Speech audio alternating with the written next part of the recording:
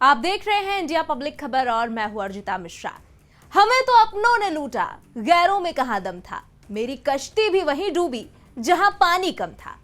इस वक्त यूपी के सियासी गलियारों में इस शेर की खुसफुसाहट लगभग हर तरफ सुनने को मिल रही है और इसकी टीस कहीं ना कहीं इस वक्त प्रदेश की सबसे बड़ी अपोजिशन पार्टी और देश की तीसरी सबसे बड़ी पार्टी सपा के अंदर खाने जरूर महसूस की जा रही होगी, क्योंकि जब बात हो सियासत की तो अपनों से मिली हार और बगावत दोनों ही किसी भी और चीज से ज्यादा चोट पहुंचाती है और सपा को यही सीधी चोट पहुंचाई है सत्ताधारी बीजेपी ने, जिसमें उसका साथ मिला है खुद अखिलेश यादव के बहनोई का, क्योंकि जिस सीट से अखिलेश यादव विधायक रहे उनके सांसद बनने से खाली हुई उसी सीट पर अब उनके ही परिवार के दो अहम सदस्य आमने सामने आ गए हैं।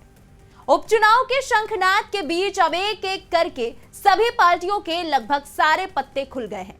किस सीट से किस पार्टी का कौन सा महारथी उतरेगा, इसके ऐलान के साथ ही लगभग चुनावी महासमर की पूरी तस्वीर अब साफ होने लगी है।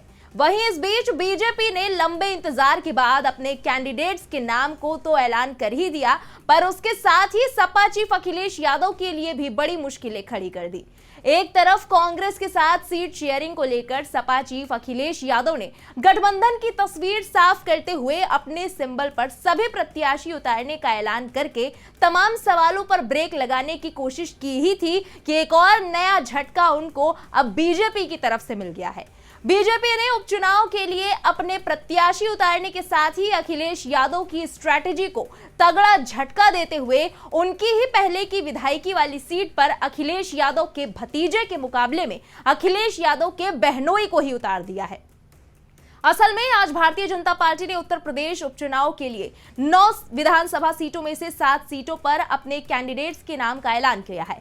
इसमें कुंदरकी से रामवीर सिंह ठाकुर, गाजियाबाद से संजीव शर्मा, खैर से सुरेंद्र दिलेर, फूलपुर से दीपक पटेल, कटहरी से धर्मराज निषाद, मझुआ से सुचिस्मिता मौर्य और करहल से अनुजेश यादव को टिकट दिया गया है। हालांकि पार्टी ने अभी कानपुर की सीसामऊ और मुजफ्फरनगर की मीरापुर सीट पर प्रत्याशी घोषित नहीं किया है। खबर है कि मीरापुर सीट को पार्टी ने आरएलडी के लिए छोड़ दिया है, जबकि सीसामऊ पर भी जल्द ही प्रत्याशी का नाम तय हो जाएगा।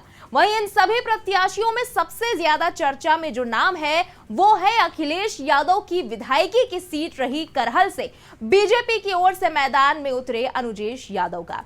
बीजेपी ने करहल से समाजवादी पार्टी नेता और आजमगढ़ से सांसद धर्मेंद्र यादव के सगे बहनोई अनुजेश यादव को प्रत्याशी बनाया है। यही नहीं, यहां से बीजेपी ने सपा प्रत्याशी तेज प्रताप यादव के सामने यानी कि उनके फूफा को ही एक तरह से उतार दिया है। तो चलिए जरा सिलसिलेवार तरीके से जानने की कोशिश करते हैं कि अनुजेश यादव कैसे बीजेपी का हिस्सा बने और अब अपने ही भतीजे का खेल बिगाड़ने के लिए मैदान में उतरने वाले हैं।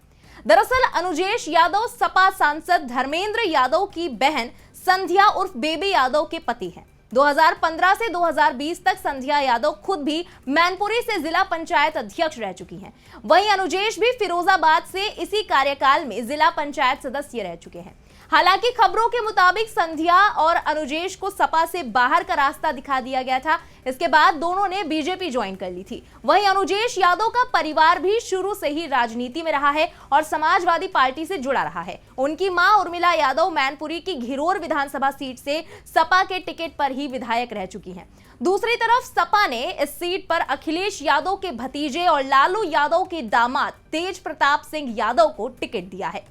तेज प्रताप मुलायम सिंह यादव के बड़े भाई रतन सिंह यादव के पोते हैं और अनुजेश यादव के भतीजे लगते हैं, यानी कि अब करहल सीट पर फूफा और भतीजे आमने सामने हैं। चलिए अब जरा बाकी की 6 सीटों पर भी नजर डाल लेते हैं कि बीजेपी ने किस किस सीट से कौन से प्रत्याशी पर भरोसा जताया है। बीजेपी ने कुंदरकी सीट पर उपचुनाव में ठाकुर रामवीर सिंह को प्रत्याशी बनाया है, जो कि 2012 और 2017 में भी कुंदरकी सीट से चुनाव लड़ चुके हैं, लेकिन हर बार वो दूसरे नंबर पर रहे। पिछले 3 दशक से भी ज्यादा वक्त से वो बीजेपी में एक्टिव हैं। रामवीर सिंह ठाकुर बिरादरी से आते हैं। कहा जा रहा है कि इसलिए इस सीट पर बीजेपी ने उनको चेहरा बनाया है, क्योंकि सामान्य वर्ग में इस सीट पर यहां ठाकुर वोटर्स की संख्या काफी ज्यादा है। वहीं रामवीर सिंह को कुछ हद तक मुस्लिम वोटरों का भी समर्थन हासिल है। हालांकि इस बार भी उनका सामना सपा के हाजी रिजवान के साथ होने वाला है। हाजी रिजवान पहले भी इस सीट से पार्टी के विधायक रह चुके हैं और 2012 और 2017 के चुनाव में रामवीर सिंह को हरा चुके हैं। वहीं गाजियाबाद विधानसभा सीट पर बीजेपी ने संजीव शर्मा को उतारा है। संजीव बीजेपी महानगर अध्यक्ष हैं, इन्हीं का नाम रेस में आगे चल रहा था और इसके अलावा वो मौजूदा सांसद अतुल गर्ग के भी करीबी बताए जाते हैं। संजीव ब्राह्मण बिरादरी से आते हैं और अब पुराने भाजपाई रहे हैं। खबरों के मुताबिक संजीव ने ही 2022 के विधानसभा चुनाव, 2023 के मेयर चुनाव और 2024 के लोकसभा चुनाव में संगठन के बूते बीजेपी को जीत दिलाई थी, इसीलिए पार्टी ने उन पर भरोसा जताया है। उधर इस सीट पर इंडिया गठबंधन से पूर्व विधायक अमरपाल शर्मा को प्रत्याशी बनाया जा सकता है, ऐसी खबरें हैं। बीजेपी गाजियाबाद सदर विधानसभा सीट पर जीत की हैट्रिक बनाने के लिए चुनौती मान रही है, तो कहीं ना कहीं सपा को भी 20 साल बाद यहां इतिहास दोहराने की कसक है। इसके अलावा अलीगढ़ की खैर सीट पर पूर्व सांसद राजवीर दिलेर के बेटे सुरेंद्र दिलेर को बीजेपी ने मैदान में उतारा है। सुरेंद्र दिलेर पहले से ही यहां उपचुनाव की तैयारी में जुट गए थे। यहां आपको बता दें कि राजवीर दिलेर, जो कि उनके पिता थे, उनका इस क्षेत्र में अच्छा दबदबा रहा है। साल 2019 के चुनाव में उन्होंने हाथरस सीट से काफी मार्जिन से जीत हासिल की थी, लेकिन 2024 के लोकसभा चुनाव में उनका टिकट कट गया, जिसकी वजह से उन्हें गहरा सदमा लगा था। चुनाव के बीच में ही हार्ट अटैक आने से उनका निधन हो गया था। कहा तो यह भी जा रहा है कि सिंपैथी वोट्स ऐसे में इनके खाते में आने के पूरे चांसेस हैं। फूलपुर सीट की बात करें तो यहां बीजेपी ने करछना के पूर्व विधायक दीपक पटेल को अपना प्रत्याशी घोषित किया है, जो कि फूलपुर की ही पूर्व सांसद केशरी देवी के बेटे हैं। केशरी देवी पटेल का टिकट बीते लोकसभा चुनाव में कट गया था। इससे अंदर खाने में नाराजगी की भी चर्चा तेज चल रही थी। ये अभी तक 3 विधानसभा चुनाव लड़े हैं, जिनमें 2 में उन्हें हार का सामना करना पड़ा था, जबकि एक चुनाव में जीत दर्ज करते हुए वो विधायक बने थे। साथ ही दीपक पटेल डिप्टी सीएम केशव प्रसाद मौर्य के करीबी भी माने जाते हैं। वहीं सपा ने पूर्व विधायक मुस्तफा सिद्दीकी को यहां पर अपना प्रत्याशी घोषित किया है।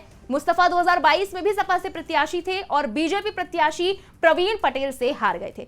वहीं अंबेडकर नगर में भारतीय जनता पार्टी ने कचहरी विधानसभा सीट के उपचुनाव में धर्मराज निषाद को अपना उम्मीदवार बनाया है।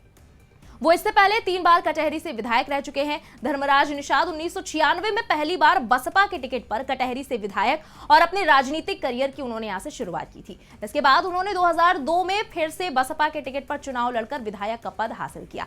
2007 में जब वो तीसरी बार विधायक बने तो मायावती ने उन्हें मंत्री बना दिया। 2022 विधानसभा चुनाव से पहले धर्मराज ने बसपा छोड़कर बीजेपी में शामिल होने का निर्णय लिया। बीजेपी ने उन्हें 2022 में अकबरपुर से चुनाव लड़ाया, लेकिन वो फिर से हार गए। उधर सपा ने यहां सांसद लालजी वर्मा की पत्नी और पूर्व जिला पंचायत अध्यक्ष शोभावती वर्मा को अपना कैंडिडेट बनाया है। मिर्जापुर की मझवा विधानसभा सीट पर बीजेपी ने अपनी पूर्व विधायक सुचिस्मिता मौर्य पर विश्वास जताते हुए एक बार फिर से टिकट दिया है। सुचिस्मिता मौर्य 2017 में मझवा की विधायक रहीं। इसी सीट पर उनके ससुर रामचंद्र मौर्य 1996 में बीजेपी के विधायक चुने गए थे। वहीं सपा ने इस सीट पर 3 बार विधायक रहे और बीजेपी के पूर्व भदोही सांसद रमेश बिंद की बेटी डॉक्टर ज्योति बिंद को अपना प्रत्याशी बनाया है, जो इंडिया गठबंधन की ज्वाइंट कैंडिडेट है। यहां गौर करने वाली बात है कि उपचुनाव के प्रत्याशियों का ऐलान करते वक्त बीजेपी ने जातिगत समीकरणों का भी खास ध्यान रखा है। बीजेपी ने 1 ब्राह्मण, 1 क्षत्रिय, 1 दलित और 4 पिछड़ों पर दांव लगाया है। तो वहीं समाजवादी पार्टी ने अखिलेश यादव की खाली की गई करहल सीट से तेज प्रताप यादव, इरफान सोलंकी की सीट सीसामऊ से उनकी पत्नी नसीम सोलंकी, फूलपुर से मुस्तफा सिद्दीकी, कचहरी से शोभावती वर्मा, मीरापुर से सुम्बुल राणा, मझवा से डॉक्टर ज्योति बिंद और कुंदरकी से हाजी रिजवान को टिकट दिया है। बहरहाल उत्तर प्रदेश की जिन 9 सीटों पर उपचुनाव होने हैं, उनमें मीरापुर, गाजियाबाद, खैर, कुंदरकी, करहल, मझवा, फूलपुर, सीसामऊ और कटहरी सीटें शामिल हैं। वहीं अब करहल विधानसभा सीट को अगर देखा जाए, जहां से बीजेपी ने बड़ा खेल किया है, तो इस सीट पर आज तक बीजेपी चुनाव नहीं जीत सकी है। वहीं साल 1993 के बाद से लगातार यहां सपा चुनाव जीतती आ रही है। इस सीट पर यादव वोट निर्णायक भूमिका में है। यही नहीं, करहल सपा का गढ़ मानी जाती रही है। करहल सीट से 2 बार सपा के बाबूराम यादव, 4 बार सोबरन सिंह यादव और 1 बार अखिलेश यादव खुद भी विधायक रह चुके हैं। ऐसे में अब खुद अखिलेश यादव के जीजा को चुनाव में उतारने के बाद इस सीट पर चुनावी लड़ाई काफी दिलचस्प होती दिखाई दे रही है। फिलहाल इस स्पेशल रिपोर्ट में बस इतना ही। यूपी उपचुनाव से जुड़ी तमाम लेटेस्ट अपडेट्स और देश दुनिया की बाकी खबरों के लिए बने रहें इंडिया पब्लिक खबर के साथ। हमारे यूट्यूब चैनल को सब्सक्राइब करें, बेल आइकन दबाना बिल्कुल ना भूलें।